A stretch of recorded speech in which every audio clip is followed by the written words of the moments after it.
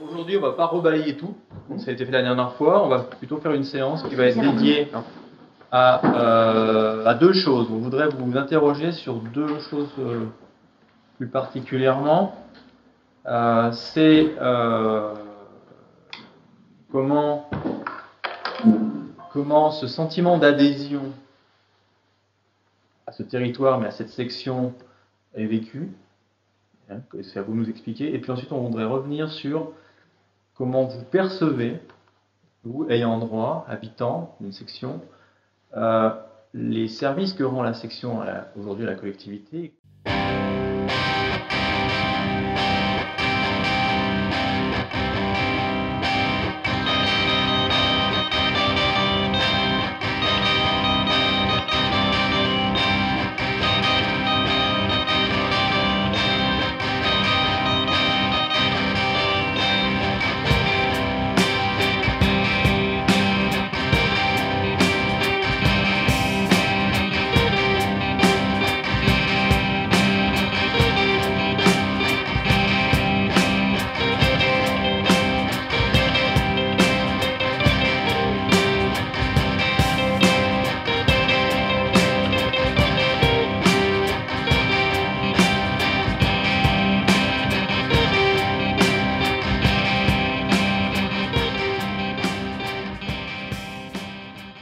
Ce qu'on entend par propriété collective, il s'agit de vénérables et ancestrales institutions sociales que l'on peut définir par le terme de système.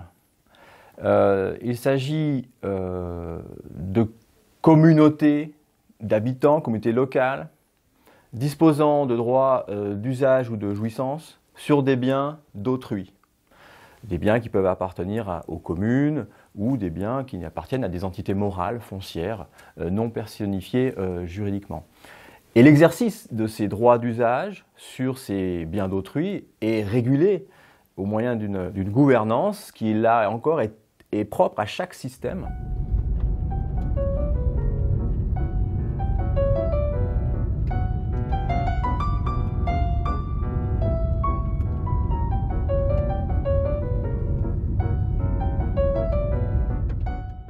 Mais de toute façon, à cette époque-là, on allait garder les animaux, nous, dans ces terrains. C'était pas clôturé, tout le monde prenait ses bêtes et allait faire manger ses bêtes là-dedans. Tout le monde savait que ça appartenait à tout le monde. Ça se transmettait de génération en génération. Les gamins tout petits, ils savaient qu'ils allaient garder dans les communaux. Je l'ai, l'ancien règlement qui date de 1800 et quelques. Et celui-là, il a été valide jusqu'à quand? La montagne était attestée à 110 bovins dans le temps. 110 bovins. Qu'on se partageait donc. Voilà. Oui. À part égale par contre. Si bien un gros paysan qu'un petit paysan, c'était le même nombre de bêtes. C'était le même nombre de bêtes qu'on mettait à la montagne.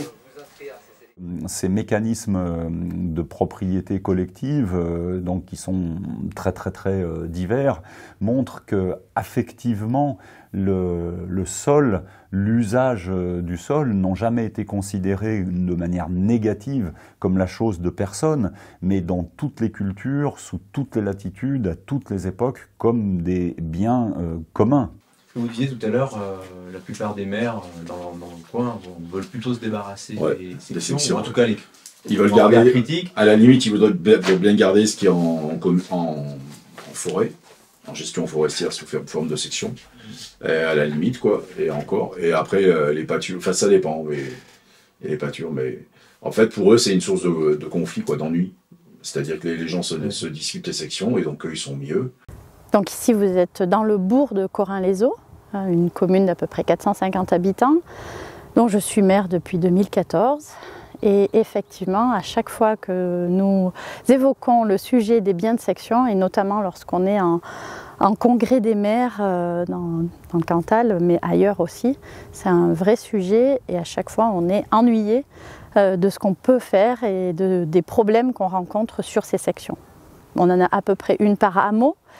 J'en retiens 2 particulièrement. La première, celle du bourg, parce qu'elle compte 300 membres, donc c'est une section importante. Et puis la section de l'Espinasse, là elle ne compte que 15 membres, mais c'est sur cette section que se trouvent 2 éoliennes que vous apercevez au loin et qui aujourd'hui posent problème puisqu'effectivement les revenus des éoliennes vont sur la section. Évidemment les membres ne sont pas autorisés à se partager le produit de ces éoliennes, mais la commune n'est pas non plus autorisée à intégrer cet argent dans son budget principal. Bah oui, mais c'est vrai, oui, là on n'est pas dans l'égalitaire, c'est sûr. Voilà, vous habitez à tel endroit, vous avez droit à ça, vous habitez à tel autre, ben vous avez droit à autre chose, quoi.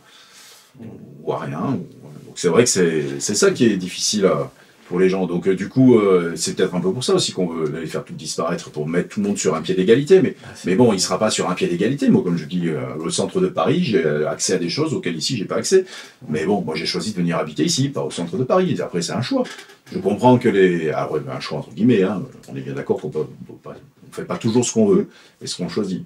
Mais bon, voilà, on peut pas dire, on peut pas faire porter aux sections le fait que tout le monde n'a pas accès aux mêmes choses. Ces mécanismes de propriété collective ont été l'objet d'attaques, et notamment à partir de la fin du Moyen-Âge, quand l'autorité étatique, quand l'État moderne se consolide, se reconstitue, eh bien ces propriétés collectives, elles ont été en quelque sorte intégrées dans la structure, ces mécanismes de gouvernance ont été intégrés dans la structure verticale de l'État en phase de consolidation.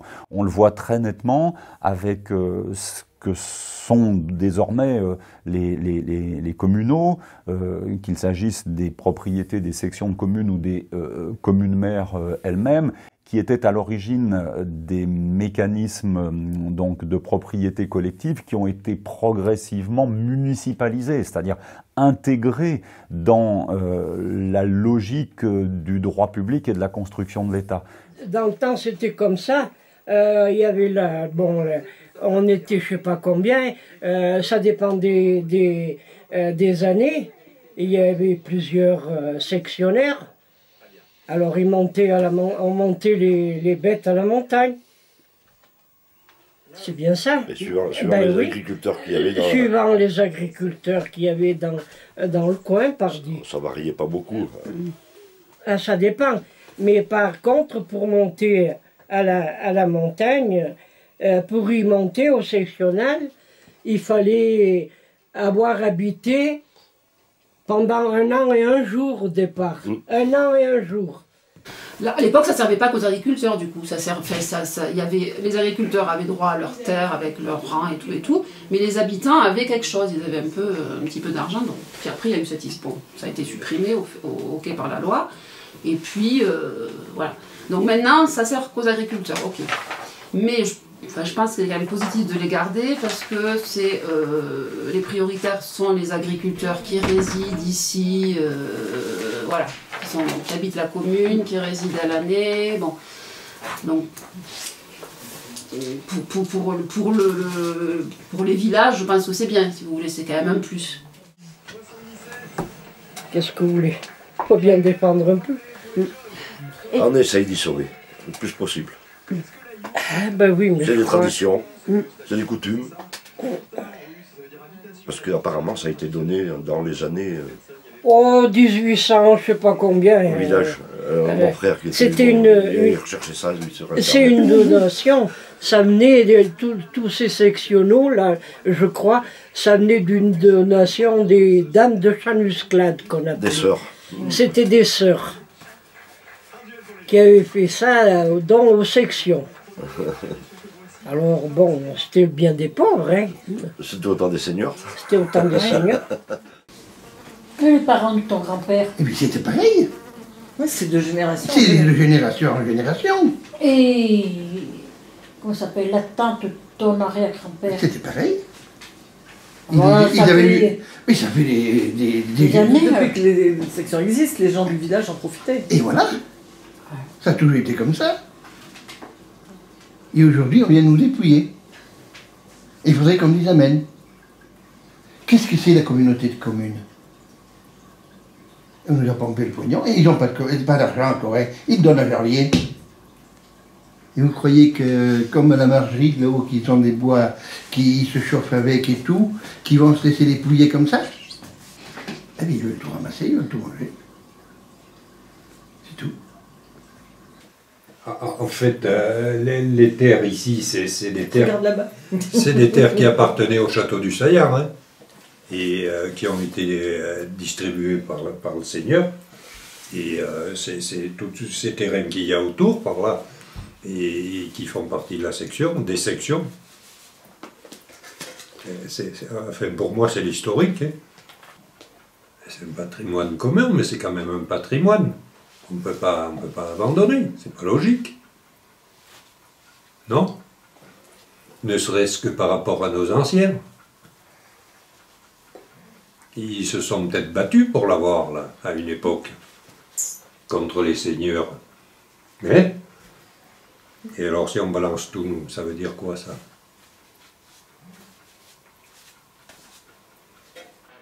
C'est pour nous, c'est une chance d'avoir des sections. Ça permet à des gens de se maintenir sur des hameaux, des exploitations de venir. Faut pas. Alors c'est sûr qu'on peut communaliser, puis on distribue pareil, mais comme je disais, le risque c'est que ça soit vendu. C'est qu'ils voulaient nous communaliser. On a eu un maire, là, c'était même une femme, qui a voulu communaliser, mettre tout à la commune. Et alors après, bon, on a évité de peu, puisqu'il y a des villages qui ont été communalisés dans la commune. Il y en a plusieurs. Ici, on l'a évité de peu. Ils ont mis le processus en route. Voilà. De donner les biens de section à titre gratuit à la commune. À titre gratuit à la commune. Alors, merci. Hein. Quand on a vu qu'ils voulaient commencer à tout communaliser, là, on s'est bataillé. Ah oui, on a bataillé, là. Ouais, on a bataillé. Alors, le problème, c'est que la mairie, à cette époque-là, a indemnisé ces gens-là avec l'argent qu'il y avait dans la section. Parce que l'argent avait toujours dans la section. Ils ont été spoliés, carrément. Chez nous, donc, section de commune, ça doit faire, cette section doit faire 200-300 hectares, je pense, quelque chose comme ça, dans ces eaux-là.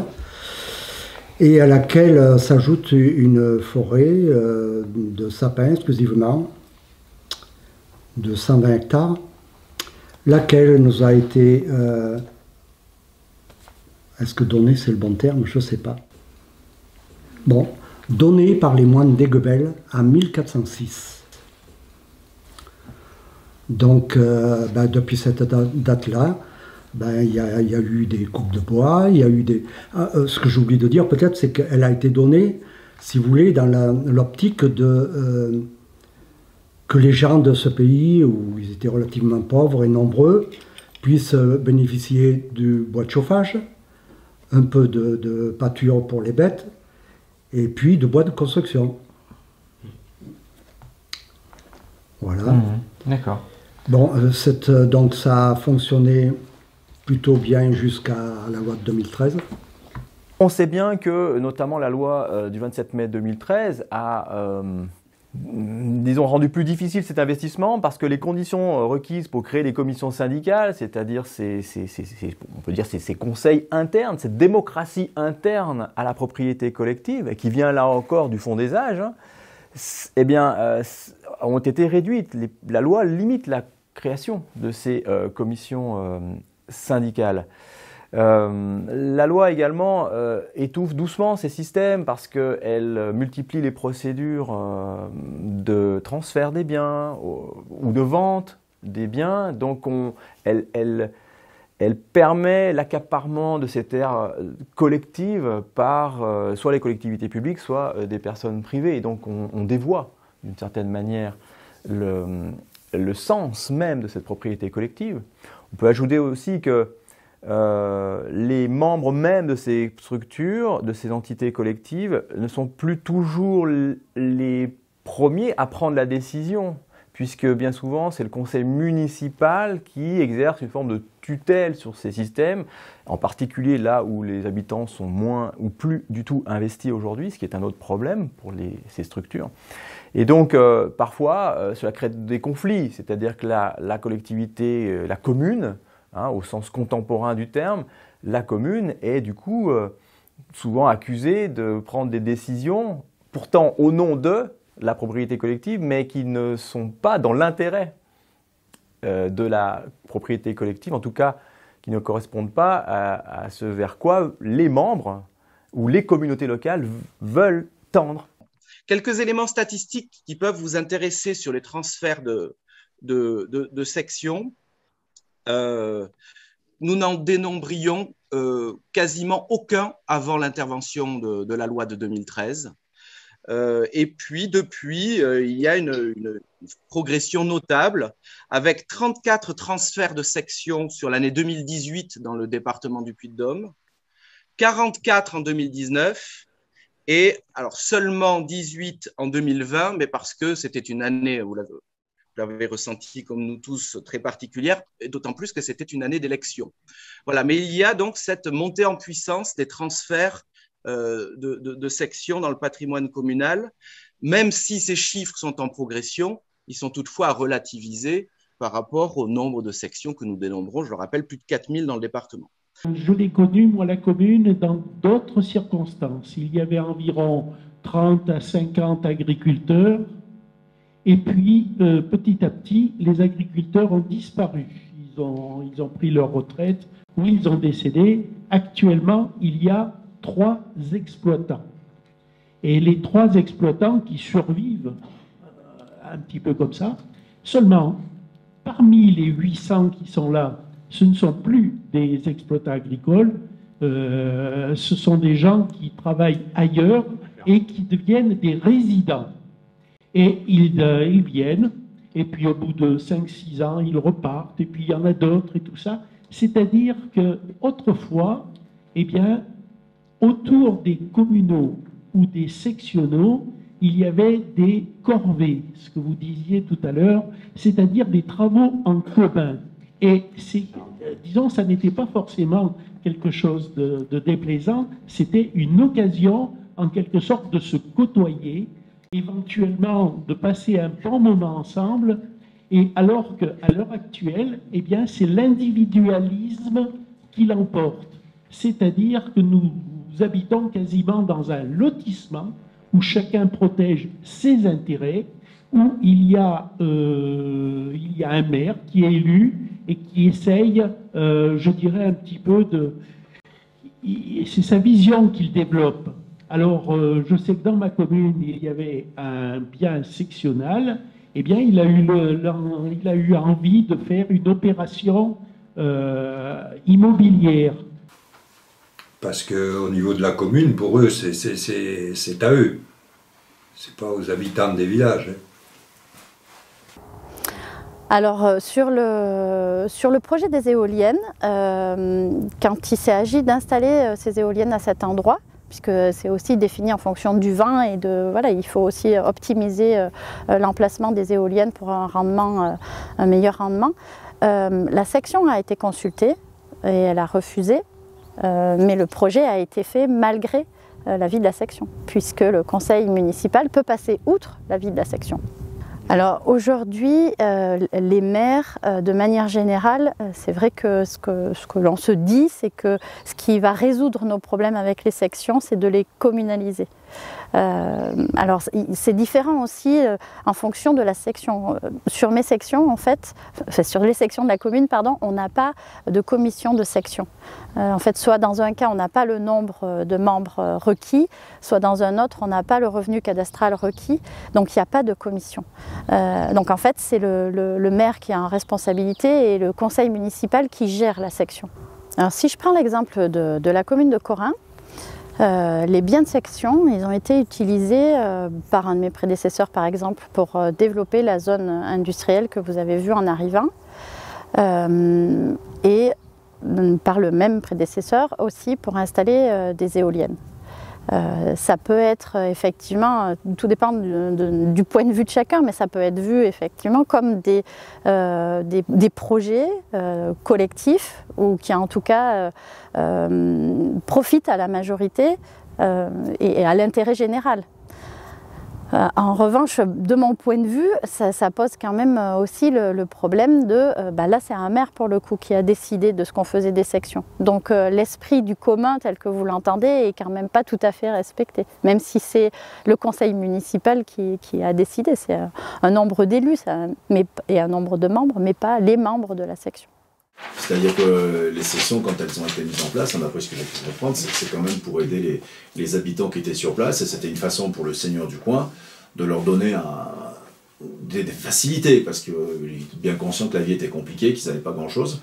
Et donc, voilà. Et ça, je trouve que c'est dommage de... C'est cette idée-là qu'il faut remettre en avant.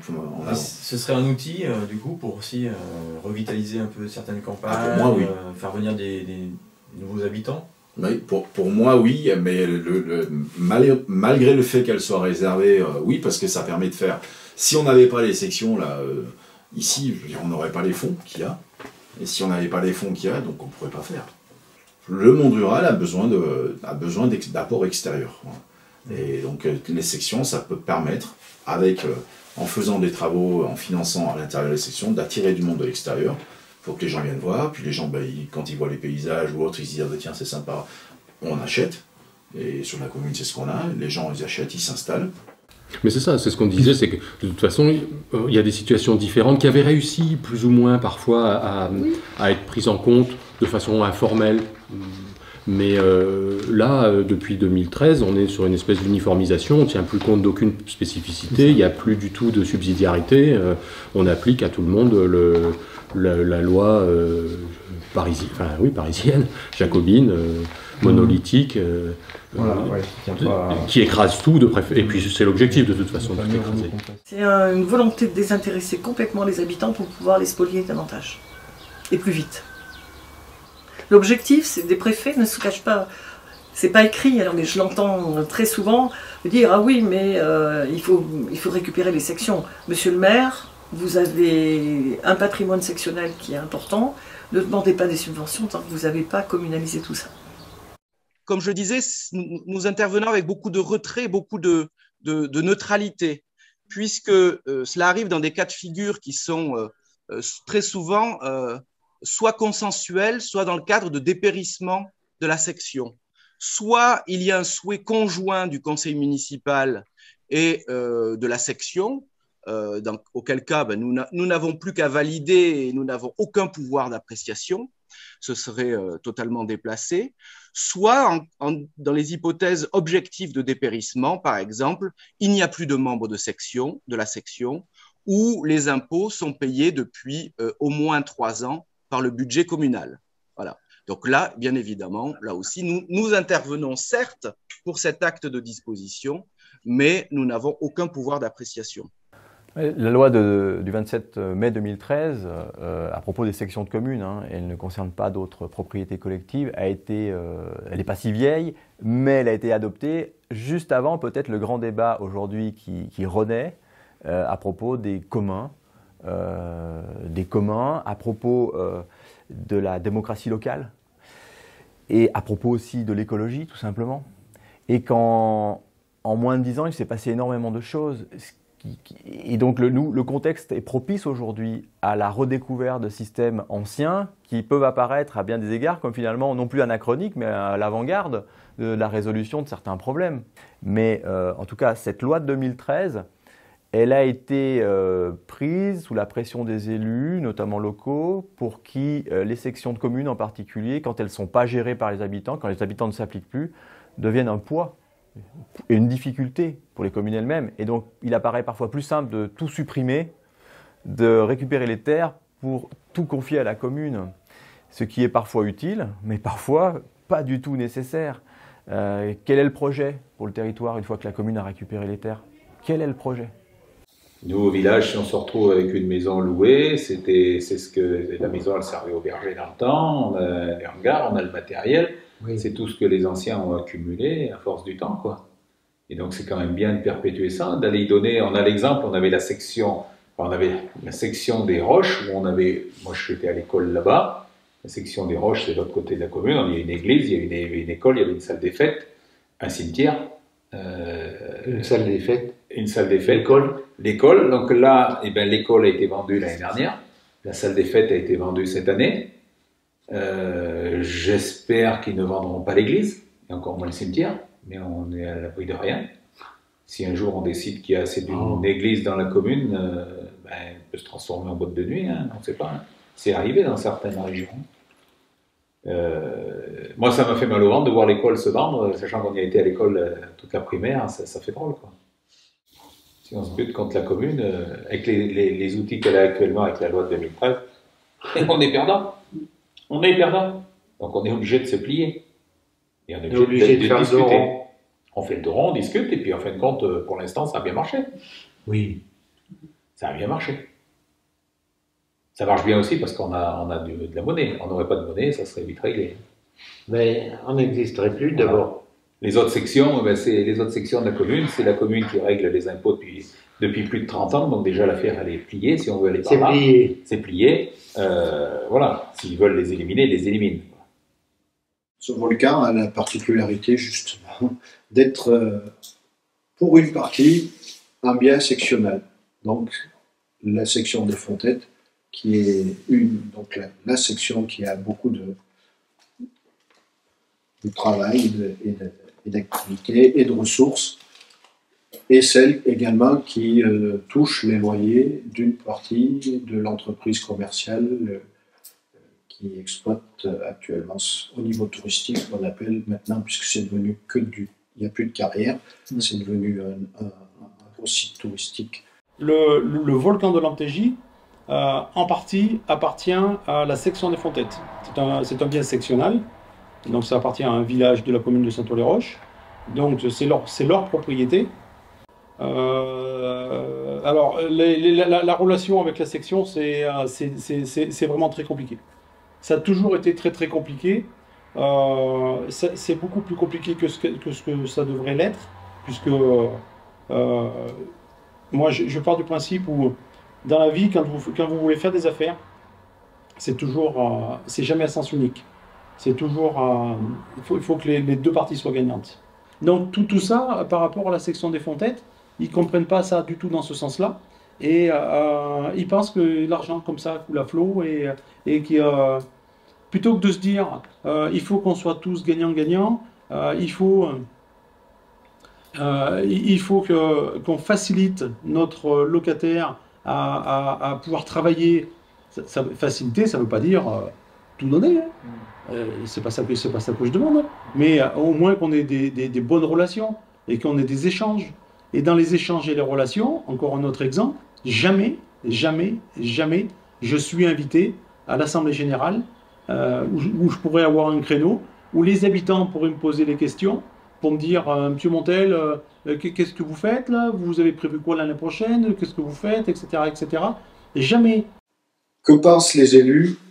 Beaucoup pensent que ça n'a plus de date, quoi, qu'à terme, ça disparaîtra. Parce que c'est ingérable.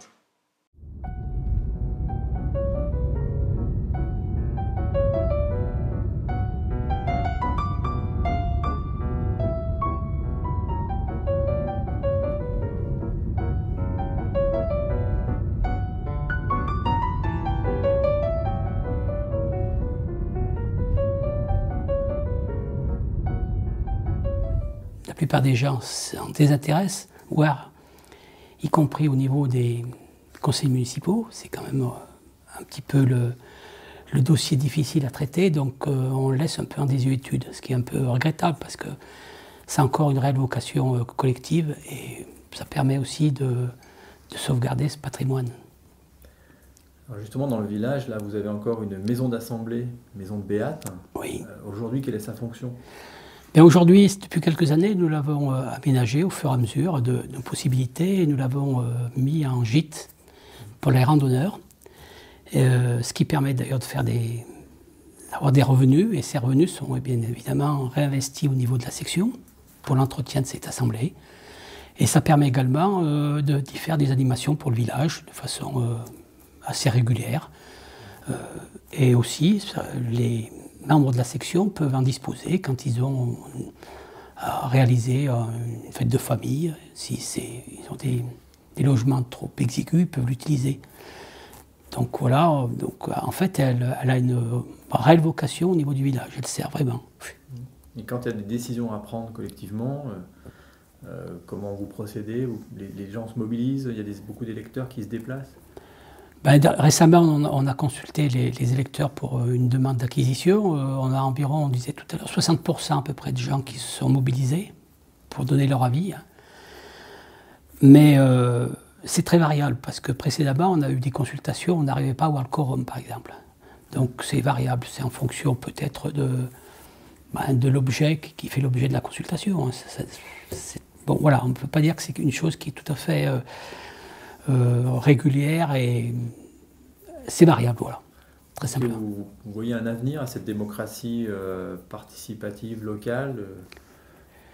Oui, je pense que déjà, on a une vocation d'intéresser les gens, c'est-à-dire de leur expliquer déjà ce que c'était, ce que ça peut devenir et qu'est-ce qu'on peut en faire.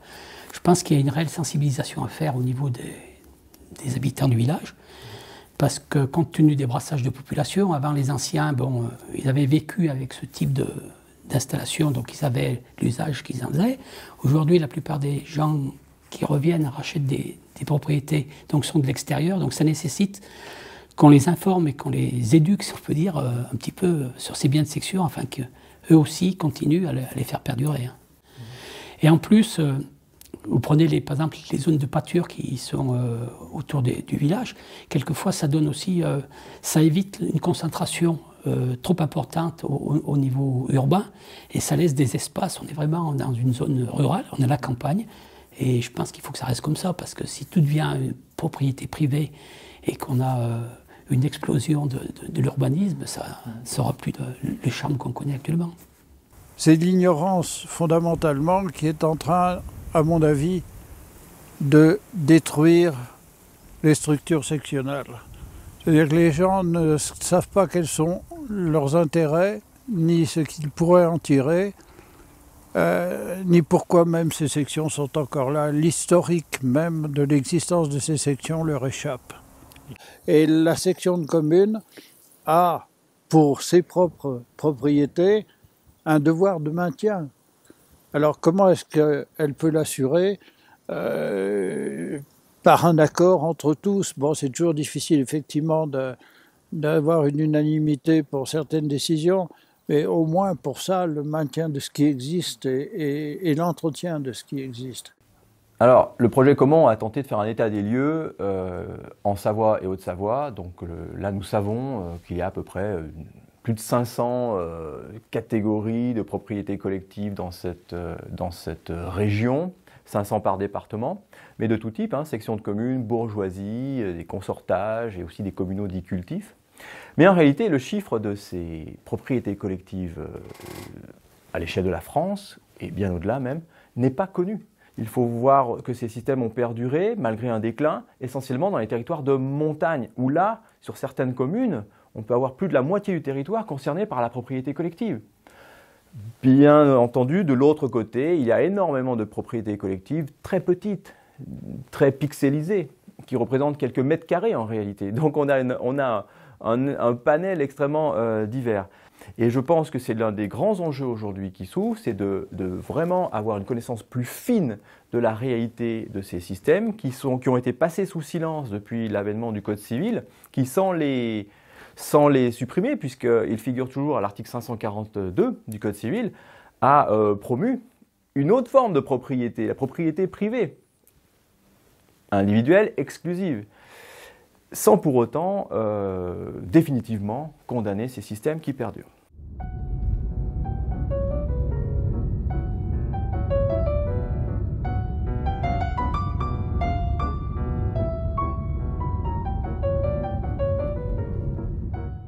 Vous êtes là sur la section du Couchant.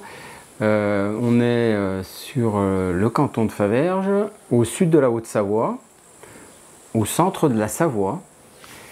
La section du Couchant représente 900 hectares de superficie sur 2 départements. On a 540 hectares de forêt soumise au régime forestier. On a 3 alpages d'environ 100 hectares chacun. Et on a aussi Et ça, c'est un peu particulier. On a la station de ski de la Sambuie qui occupe le versant nord de la Sambuie. Avec le réchauffement climatique, l'entretien et les revenus, c'est l'intérêt de la section, c'est le revenu forestier, parce que ça génère quand même une grosse part de notre budget, ainsi que la chasse, le territoire de chasse qui est loué. Mais le réchauffement climatique qui a commencé quand même longtemps avec les tempêtes à répétition nous a créé beaucoup de destruction dans la forêt. Et on a perdu. Enfin, aujourd'hui, on commence à voir qu'on n'a pas, entre autres cette année, de revenus parce qu'on n'a pas de bois à couper sur la section. Donc on va avoir un vide dans le budget. Les alpages, l'avantage, c'est qu'on a quand même une dynamique sur ces alpages. Le revenu est pas trop élevé, mais ça en fait partie quand même. On a nos 3 alpages qui sont occupés, on a des jeunes sur au moins 2, donc ce qui fait qu'on aura surtout une dynamique, et le territoire reste dynamique aussi au niveau de l'alpage. Donc ça, c'est assez positif quand même. Ça, de ce côté-là, on peut quand même se rassurer. Pour la chasse, ça c'est un autre problème, c'est un peu plus complexe, enfin plus complexe. On a toujours le revenu, même si on est un peu différent sur... mais de ce côté-là, ça devrait... On va essayer de faire face. Les histoires de sections qui sont revenues à Settenay, pourquoi? C'est à cause de la chasse. Les Georges les chasseurs. Avant, tout le monde, les vieux, entendons-nous, étaient à droite, à gauche, ils buvaient tous leur canon ensemble, le machin, ils chassaient ensemble et tout. Des jours où il y en a qui ont voulu notre droit de chasse pour la section, c'est là que la merde a démarré. C'est notre patrimoine, et en plus, je vous dis, il n'y a plus qu'une chose qui tourne aujourd'hui, c'est la chasse. Bon, on a géré, je pense, parfaitement notre territoire pendant une trentaine d'années. C'est giboyeux maintenant. On a une chasse royale, il faut dire le terme, on a une chasse royale. Donc ils veulent nous la piquer, c'est simple. La section, disons que quand c'était fait, et tout de suite après, ça a été la guerre. Parce que c'était les gens donc, du couchant qui étaient aisés, et ceux du Levant, non. Parce que ceux du Levant n'avaient pas le droit d'aller comme en montagne ou quand il y avait des coupes de bois, ils n'avaient pas le droit d'aller de l'autre côté pour faire... Enfin, c'était les Vaudois et les Belges qui appelaient ça. Mais c'était... Enfin, après, ça s'est arrangé, quoi, mais au départ... Mais après, il y avait tout le temps des personnes qui sont là, ça c'est à nous, ça c'est... Voilà. Les sections, comme ici chez nous, là, c'est un cadeau, c'est un legs. Alors pourquoi ils le volent? C'est tout. C'est la duchesse de Bourgogne qui, on le dit, je n'ai aucune certitude, il y a beaucoup de traces, mais pas la certitude. Elle serait tombée en panne ici dans le village avec son carrosse. Et les gens du village l'ont bien accueilli, l'ont logé, l'ont réparé son truc et tout. Et quand elle est partie, quand elle est arrivée là-haut, elle a dit, après tout, j'ai des propriétés dans tous les coins, excentrées. Je le donne, elle l'a donné au feu. C'est-à-dire les feux, l'ancêtre du foyer. Voilà.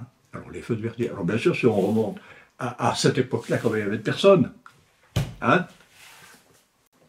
Mais enfin, ça nous appartient. Je ne vois pas pourquoi il l'aura fait. Bon. Ça, c'est un patrimoine, c'est un legs. En droit français, un legs est inattaquable. Qu'est-ce qu'ils viennent nous emmerder? Qu'est-ce qu'ils auront à gagner? Mais ça vient d'en haut. Hein. Ça vient d'en haut, c'est l'État qui veut tout rappeler.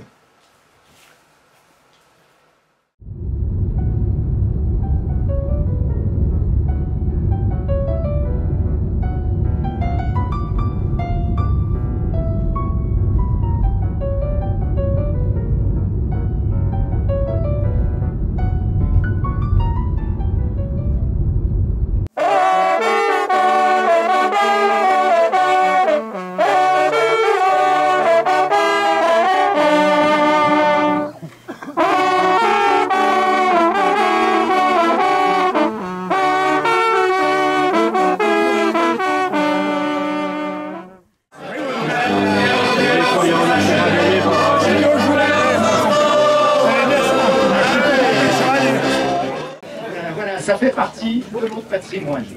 Et qui dit patrimoine, dit donc responsabilité et dit aussi devoir. Hein. La bourgeoisie, je pense que vous avez bien perçu au cours des années que c'est pas seulement une société de propriétaires, c'est une société qui a des devoirs, hein, parce que quand on possède l'essentiel d'une vallée, on est obligé de se comporter avec responsabilité partout où ce nom est engagé. Voilà. C'est en 1471, j'ai plus la date exacte. Donc c'est à ce moment-là que la bourgeoisie est devenue, que les gens du lieu sont devenus autonomes.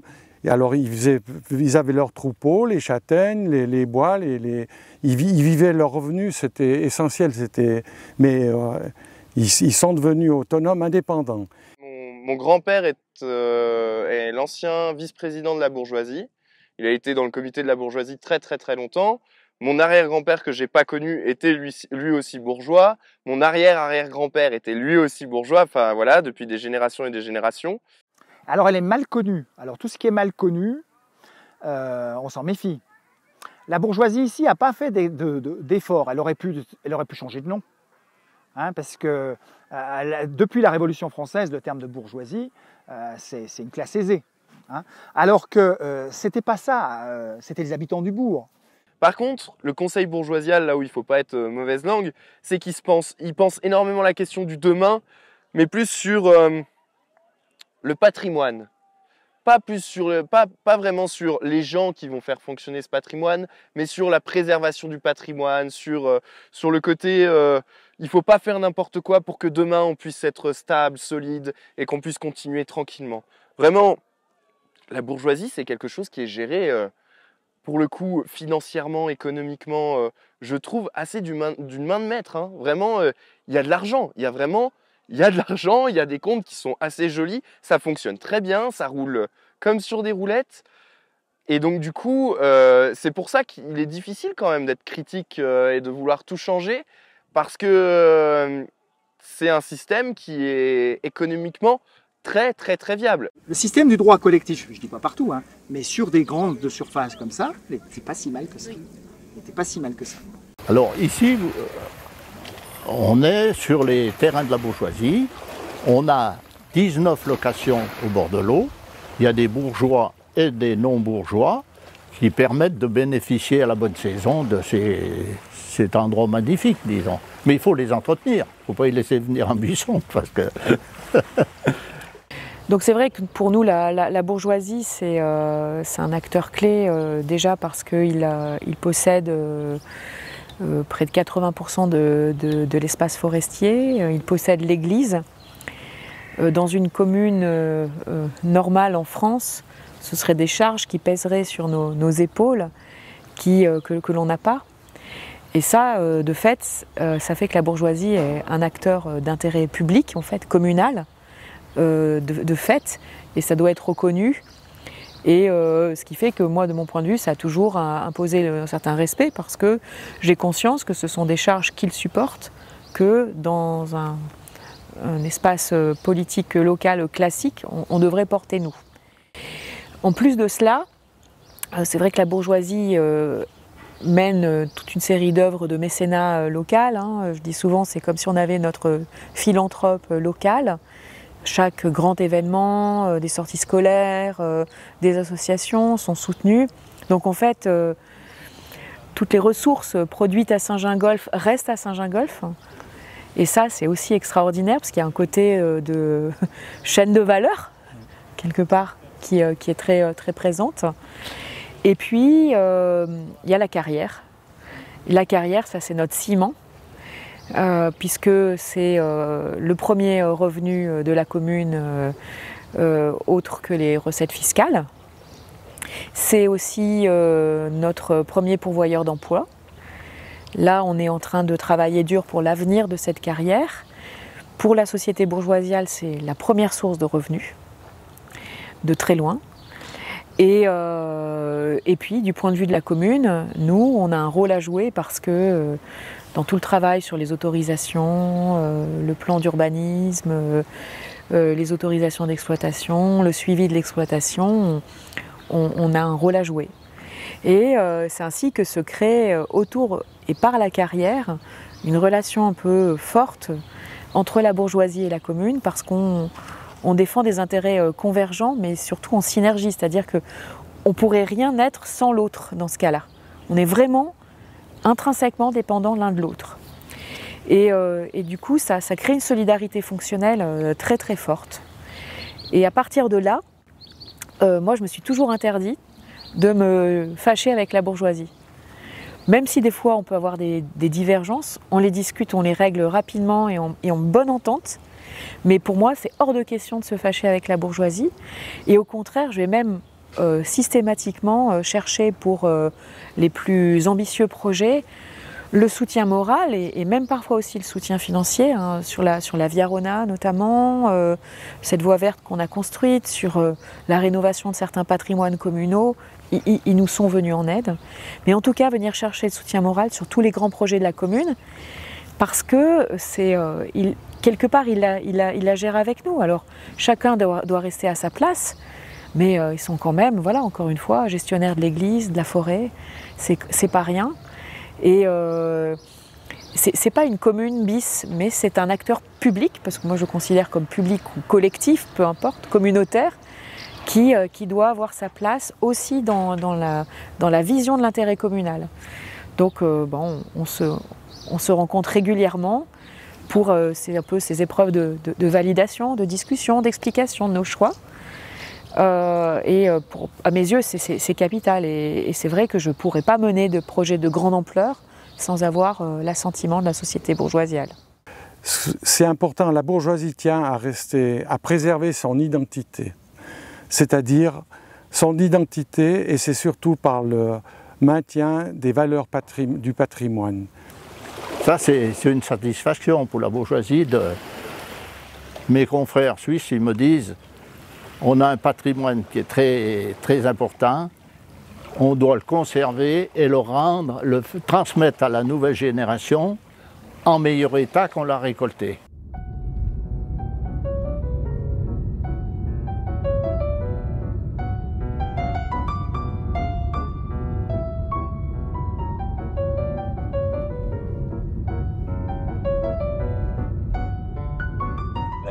Today, we talk a lot about commons in an urban, numerical and immaterial fashion. Aujourd'hui, on entend beaucoup parler des communs, qu'il s'agisse des communs urbains, des communs numériques ou des communs immatériels. Mais en réalité, à la réflexion, ces communs émergents ou modernes ont souvent la même racine. D'une certaine manière, parce qu'ils existent depuis fort longtemps, les communs fonciers sont un peu leurs grands-parents. Pour moi, c'est vraiment désolant de voir que nous pourrions perdre ces communs du fait qu'ils sont négligés ou mal considérés en France. J'avais eu le plaisir d'étudier ces types de communs en Afrique et aussi ailleurs en Europe. Et c'est le même genre de système, mais ailleurs, je vois l'importance de ce patrimoine. Les gens s'approprient de leur patrimoine, le lien, et ils pensent à l'avenir aussi. Le lien entre le passé et l'avenir est très, très clair. Ailleurs, ils luttent carrément pour garder ce patrimoine. On voit ça en Espagne, en Italie. Il y a des réseaux des peuples autochtones qui luttent pour garder le patrimoine, et je trouve qu'en France aussi, on a besoin de faire comme ça. Sinon, on est perdant pendant que les autres pays sont en train de garder leur patrimoine pour l'avenir. I was very surprised to come back to Europe and find that the commons. J'ai beaucoup travaillé sur les communs à l'international, et quand je suis revenue en Europe, j'ai été très étonnée de constater à quel point ces communs fonciers avaient été oubliés, tandis que le travail qui a été fait en d'autres endroits du monde permet de mieux les protéger. En Europe, on est très en retard sur ce sujet. Nos recherches, y compris les miennes, doivent absolument porter sur les valeurs qu'ils véhiculent et sur les réponses concrètes qu'ils peuvent apporter aux problèmes auxquels la société doit faire face. pour moi, comme membre d'une section de commune, mais aussi comme chercheur, je trouve que ces endroits à l'avenir, c'est les espaces pour les citoyens de garder les liens avec la nature, avec leur environnement. On a besoin de ces types de lieux aujourd'hui. On se perd petit à petit et les gens cherchent de rencontrer les espaces naturels, de s'engager pour l'environnement. Et ça, c'est un moyen de garder un lien très étroit avec nos environs. Il faut comprendre que ces espaces étaient créés par un savoir-faire, un savoir ancestral. Certains de ces espaces, c'est là grâce à ces anciennes pratiques qui remontent des siècles. Et donc, grâce à ces actions, on a aujourd'hui le paysage qu'on adore en France, qu'on adore dans nos sections de communes.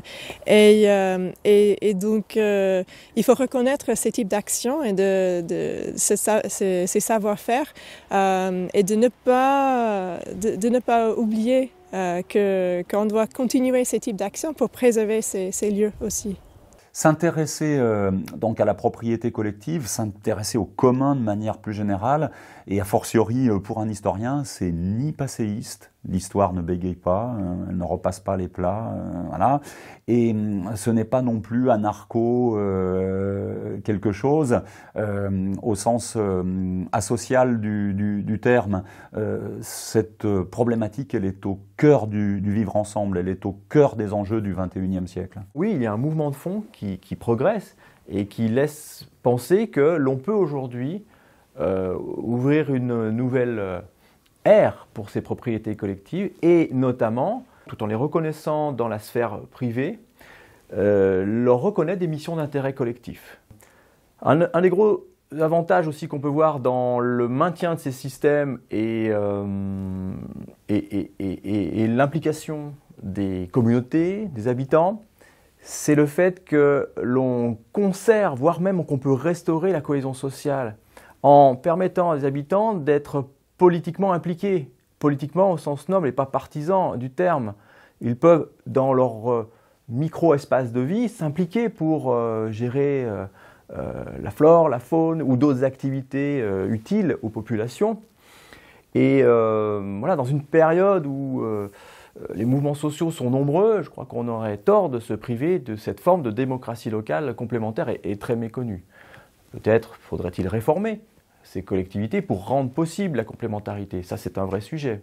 Peut-être faudrait-il tout simplement que la République française, aujourd'hui, reconnaisse pleinement cette existence et cesse de les cacher et travaille plutôt à l'imbrication, à la complémentarité, comme je le disais, que la loi française prévoit pour ce monde rural, fortement imprégné de cette réalité encore, de la gestion collective des biens, permettent à ce monde rural de conserver cette identité.